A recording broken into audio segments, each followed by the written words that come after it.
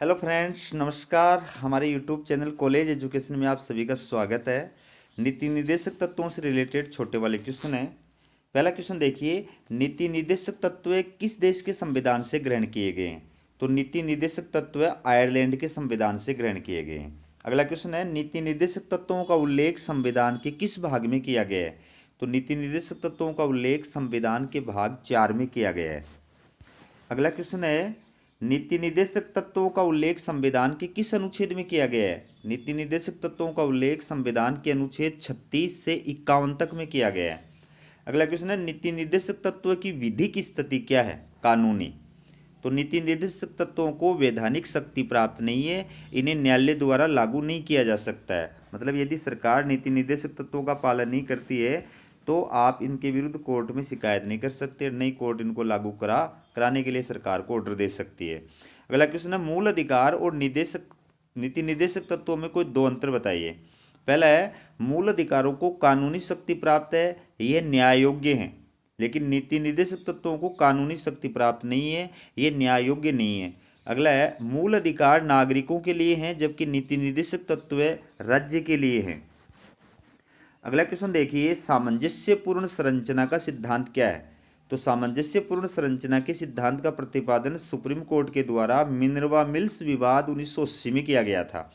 इस सिद्धांत का तात्पर्य है कि संविधान में उल्लेखित मूल अधिकार और नीति निर्देशक तत्व एक दूसरे के पूरक हैं, इनका परस्पर घनिष्ठ संबंध है तथा यह एक दूसरे से अलग नहीं किए जा सकते। अगला क्वेश्चन देखिए, राज्य के किन्हीं दो नीति निर्देशक तत्वों के नाम लिखिए। पहला है, राज्य प्रत्येक स्त्री और पुरुष को समान रूप से जीविका के साधन प्रदान करने का प्रयत्न करेगा। दूसरा है, राज्य प्रत्येक नागरिक को, चाहे वह स्त्री हो या पुरुष, समान कार्य के लिए समान वेतन प्रदान करेगा। अगला क्वेश्चन देखिए, 42वें संविधान संशोधन द्वारा नीति निर्देशक तत्वों में कौन से दो आर्थिक सुरक्षा संबंधित तत्व जोड़े गए थे? पहला, राज्य समाज के कमजोर वर्गों के लिए निःशुल्क कानूनी सहायता की व्यवस्था करेगा।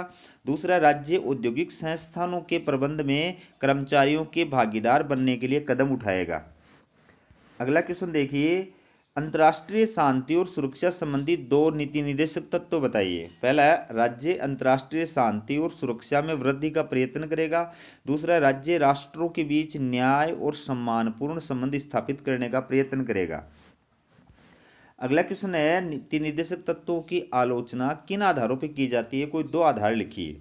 तो पहला है, नीति निर्देशक तत्वों को वैधानिक शक्ति प्राप्त नहीं होने के कारण ये निरर्थक हैं। दूसरा, नीति निर्देशक तत्व में ऐसे काल्पनिक आदर्शों का चित्रण किया गया है जिन्हें क्रियान्वित करना बहुत दूर की बात है। अगला क्वेश्चन है, भारत में सामाजिक आर्थिक न्याय की दिशा में सरकार द्वारा उठाए गए कोई दो कदम बताइए। पहला है, जमींदारी और जागीरदारी प्रथा का अंत और भूमि सुधार। दूसरा, संपत्ति के अधिकार को मूल अधिकारों की श्रेणी से हटाना। अगला क्वेश्चन देखिए, मनरेगा के बारे में बताइए। तो मनरेगा का पूरा नाम है महात्मा गांधी राष्ट्रीय ग्रामीण रोजगार गारंटी अधिनियम। मनरेगा को 2005 में लागू किया गया था। प्रारंभ में इसे देश के 200 जिलों में, ठीक है, तो नरेगा के नाम से लागू किया गया था। शुरू में नरेगा का पूरा नाम था राष्ट्रीय ग्रामीण रोजगार गारंटी अधिनियम। तो इस नाम से शुरू में 2005 में 200 जिलों में लागू किया गया था और इसे पूरे देश में 1 अप्रैल 2008 से लागू किया गया था। अगला क्वेश्चन देखिए, संविधान के किन प्रावधानों को कानूनी शक्ति प्राप्त नहीं है? तो संविधान की प्रस्तावना और नीति निर्देशक तत्व दो ऐसे प्रावधान हैं जिनको कानूनी शक्ति प्राप्त नहीं है, अर्थात ये दोनों तत्व न्याय योग्य नहीं है, प्रस्तावना और नीति निर्देशक तत्व। अगला क्वेश्चन है, नीति निर्देशक तत्वों का सबसे प्रमुख लक्ष्य क्या है? तो नीति निर्देशक तत्वों का सबसे प्रमुख लक्ष्य है सामाजिक और आर्थिक न्याय की स्थापना करना। तो दोस्तों, हमारा वीडियो कैसा लगा कमेंट करके ज़रूर बताएं, और अगर आपको वीडियो पसंद आया हो तो इसको शेयर भी करें। चैनल को सब्सक्राइब नहीं किया तो चैनल को सब्सक्राइब जरूर करें। हमारा वीडियो देखने के लिए आपका बहुत बहुत धन्यवाद।